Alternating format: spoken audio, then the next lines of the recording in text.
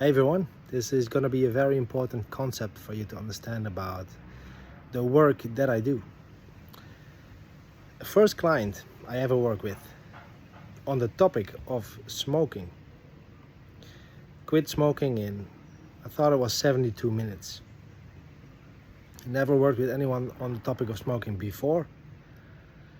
I also didn't really study it, but to prepare, in 30-40 minutes I ChatGPT summarized one of these books, the Alan Carr book, and I saw, scanning through it, I was reading about this is identity shifting, this is affirmation work, this is dissociation, this is going back, this is future pacing, like a new future, all that stuff.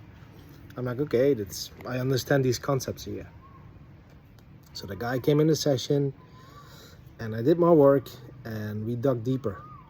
Started with smoking, then it was about a fear of losing control, then it was about something with his parents, and then it was about the rebellious, like he wanted to rebel against his parents and finding freedom in a way that's not at all like any suggestion that they give. So he didn't want to follow any advice, any suggestion. He wanted to discover his own thing, and he did that with cigarettes. So that's the root cause of that pattern. Later in life he found out that freedom was actually not achieved. It was actually the opposite. He got hooked to this addictive cigarettes with all the consequences, and he saw like, wow, I actually established the opposite. When I say I made him see I saw, or when I say like he saw, he really saw that. What I mean with that is like bringing the unconscious, like the subconscious, to the conscious, and then really looking at it. It's again looking at it from a place of when that pattern was created, like really going back in time. That's a way of looking at it. But also from that place seeing who he would have been without that pattern. That's also a way of looking at it. So it's another perspective. Once you go through these type of perspective shifts and then really feel the impact of something like that, then you can really break it. That's one example of the smoking.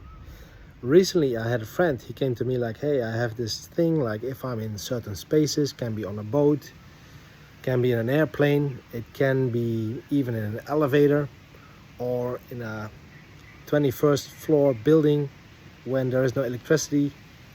There is something in me like I feel trapped and I cannot escape, I cannot go out. Some thoughts like maybe I'll die here, when is it gonna end? And that freaks me out. So there's an anxiety triggered by, it's not by the space itself, but it's by the idea of being trapped. And trapped can also be on this boat when the boat crashes and you have to swim, or the airplane is in the air, cannot stop, cannot have an emergency landing, so you're stuck there for a while. These type of triggers. So that's also something like, what's even a trigger? Is it the airplane? Is it the boat? Is it the and it's also not claustrophobia. Claustrophobia is small spaces when, let's say, 4 walls are closely surrounding you. That's also not it, because this can be a big boat, this can be a big airplane. It's not about the size. I worked on this case for the first time. 1 week later I checked in with him, said, hey man, what's going on now? I haven't been to a boat yet, haven't been to a plane yet, because I just didn't have the chance, but I was in an elevator and I felt nothing.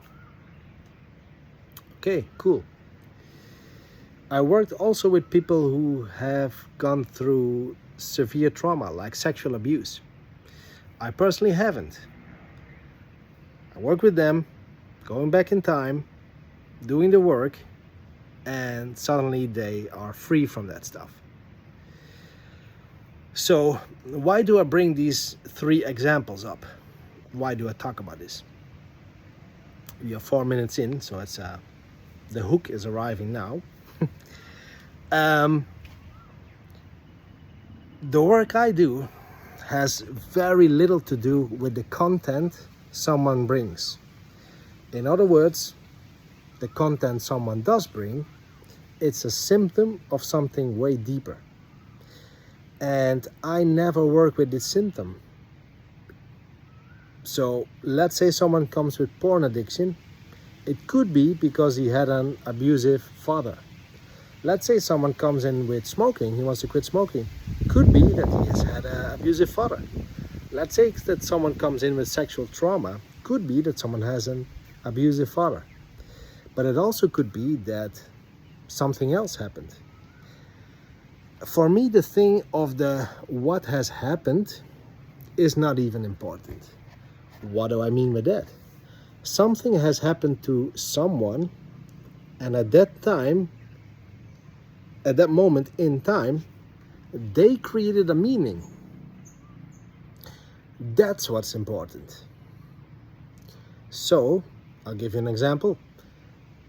Let's say someone as a child has had, this is the subconscious, right? So we first navigate there, but let's say in a timeline of this person, someone experienced a moment when they were on stage with a microphone on one of these Christmas shows for the full group of classmates, parents, 4 years old, 7 years old, whatever, and they're about to sing and the electricity shuts down. Someone can make a meaning of that, as in, when I wanted to express myself, no one heard me. So, what's even the point of expressing myself here? Like, if no one is listening, let me just quiet down for the rest of life. Why not? No one's interested in me. They even start laughing. So I better just shut up from now on. That's an example of a meaning someone can subconsciously create from that experience. Another thing, let's say that two twins, they have a alcohol drinking father, and they have all this stress, all this chaos. One can create a meaning when, let's say, dad got angry, for example. Let's say dad got angry, slammed the door, they get the shock, and one is like, I'll never want to be like my parent. And that's the meaning they give.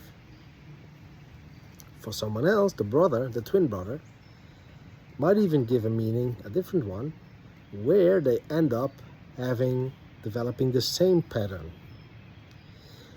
So the work I do, it's all about patterns. And when someone comes with a symptom of a deep subconscious pattern, a symptom, for example, smoking, or for example, I cannot raise my prices, I'm on this plateau level for quite a while, or I'm always this nice guy, I'm not sure what's going on, women don't love me, don't like me, or I'm always this approval and validation seeking, I'm sick and tired of this, or I just don't know what it is, but something's blocking me, I cannot even start my own business. What I hear is this is a symptom. Let's find out what's underneath that. And that's where it gets interesting, because it's not about the symptom at all. And what a lot of hypnotists do, and now it's interesting, they listen to this stuff where someone is smoking and they go ChatGPT and they come up with a quit smoking protocol, or a step-by-step 12 action reframe about the quit smoking, because that means that the person's association with the cigarettes are positive and they need to be rewired to a lot of pain. When someone thinks about a cigarette, they think about eating horse shit. That's not the work I'm doing, because this stuff can work, and it sometimes even does, and it does it really very well, but it's not a guarantee, because this is a hit or miss approach. You have no idea. If you meet a smoker and you've worked with 50 smokers, you still have no idea why this person in front of you is smoking. You just have no idea. So you should approach that person with 1000% curiosity instead of the ego that a lot of people bring with, oh, I've worked with this person, I know what this is, let me do my thing. I've seen people like this before. No, right there you step out of connection. You step into the knowing that you think you know it all, but that's not the area in which the clarity and the finding out about the root cause actually can arrive. That's a mistake that a lot of people do. That's also because that's missing. That's why they cannot get results. They cannot get results. They need a lot of sessions. They need a lot of months and work and intakes and questionnaires and stuff. They're unable to get the results. All the stuff here what I've spoken about has been done in one session only. It's important, guys, to understand like the work what we're doing. So now you got that, I like to ask you, what have you learned from this? And what is one thing that you're struggling with in your life, which is a symptom, of course, that you try to work on, you try to fix, you think you know what it is, but actually, if you're really honest, you just haven't solved it for a long time. Curious to your input. Let me know in the comments how this video lands. I wanted to do a Facebook Live, couldn't figure out the amount of people joining and all that stuff. I haven't done the announcement, so this is my message for you. Curious to hear your input and open to receive interactions. Wishing you a beautiful continuation of your day.